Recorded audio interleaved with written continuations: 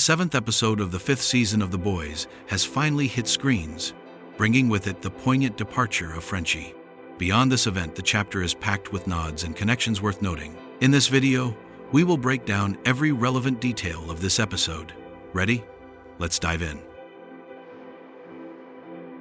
The opening places Homelander at the White House, poised to establish an authoritarian regime. His initial measures include banning pregnancy termination and mandating forced consumption of breast milk. Faced with the leader's hesitation, Homelander proceeds to eliminate him. At this moment, he establishes that his will is absolute and any opposition will be nullified. This foreshadows that the next episode could present a massive slaughter at the government building, an event that does occur in the original graphic material. Father conducts projection tests, where he exhibits footage of Homelander as a messianic figure, but the audience rejects the proposal outright. What stands out is that these viewers were the hero's most loyal adherents. Father selected them believing they would be easy to persuade, yet not even they accepted the idea. This suggests that no one worldwide will back Homelander's divine phase. In the upcoming chapter, we will see Homelander confront this reality. He will have two paths: crumble or elevate the dictatorship to a higher level, raising entire cities. Marie Moreau and Jordan Lee join, central figures from Gen V. They have long been linked to Starlight's resistance. However, now that Homelander has achieved immortality, Starlight loses confidence, so she sends them to safety. This changes at the episode's close. She and Mother's Milk rescue several civilians, restoring Starlight's hope. The chapter concludes with her re-recruiting Marie Moreau and Jordan Lee. This confirms both will be pivotal in the season finale and renews speculation that Marie Moreau will face Homelander in the series' conclusion. Homelander presents Soldier Boy with a new version of his attire based on United States flag tones. The design is questionable and closely resembles the suit created for Ryan in prior seasons. Both look terrible. Homelander offers Soldier Boy the chance to rule alongside him, but Ben detests the proposal and states he is leaving. He only provided the Compound 5-1 for Stormfront. Additionally, he notes they could never have a father-son bond playing baseball and fixing the classic Impala. This final remark references Supernatural. In that production, Sam and Dean drive a vintage Impala model that belonged to their father. This vehicle is legendary in Supernatural, and I am confident series fans caught the allusion immediately.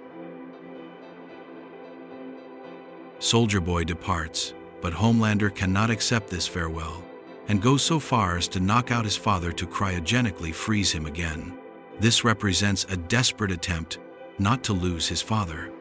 Homelander is an abandoned child craving affection. He always longed to connect with his dad and believed he had succeeded.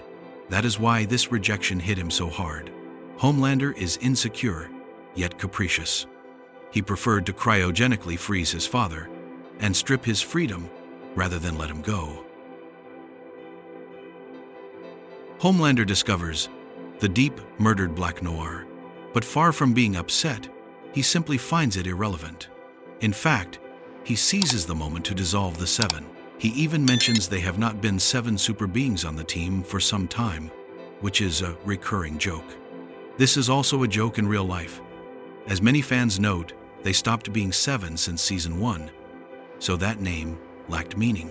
The episode shows the Deep's lowest point, when Homelander orders the 7 dismantled.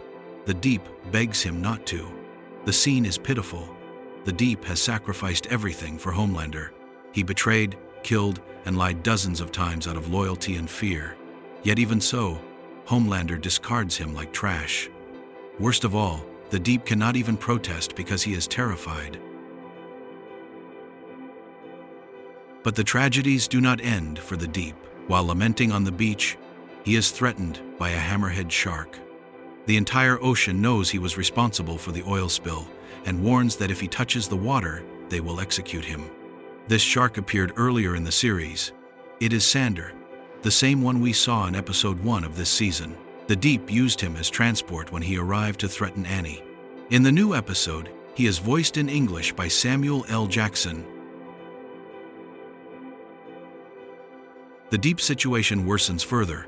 A man drowns on the same beach, and the public asks him to save him. But the deep is so cowardly he refuses to touch the water, knowing marine creatures will attack him. The deep has a golden opportunity to redeem himself and prove he is a hero, yet he ends up hiding while everyone records him on video. The situation could not be more pathetic. There is no way to appear more cowardly before the public. With all this context, the deep has hit rock bottom. Marine creatures abandoned him. Homelander and the Seven did too. And now the public despises him. This is his ending, well-deserved because he is a despicable character. Billy Butcher and Huey Campbell during confinement. We have Joe Kessler returning, who speaks about Billy Butcher's past. He tells us that once Billy Butcher sacrificed his teammates to complete a mission and would now be capable of the same to defeat Homelander. Billy Butcher denies this will happen, but the idea has been planted. Here the series presents two possibilities for the season finale. The first is that Billy Butcher falls back into darkness and becomes willing to sacrifice his friends to accomplish the mission. According to fans, this would cause Huey Campbell to confront him to stop it. The other theory is that the series presents a redemption arc for Billy Butcher, and in the finale he does the opposite, meaning he becomes willing to sacrifice the mission to protect Huey Campbell and his friends. Both possibilities make sense narratively. Which do you choose? In this episode, we see both Starlight and Huey Campbell wearing baseball caps to go unnoticed.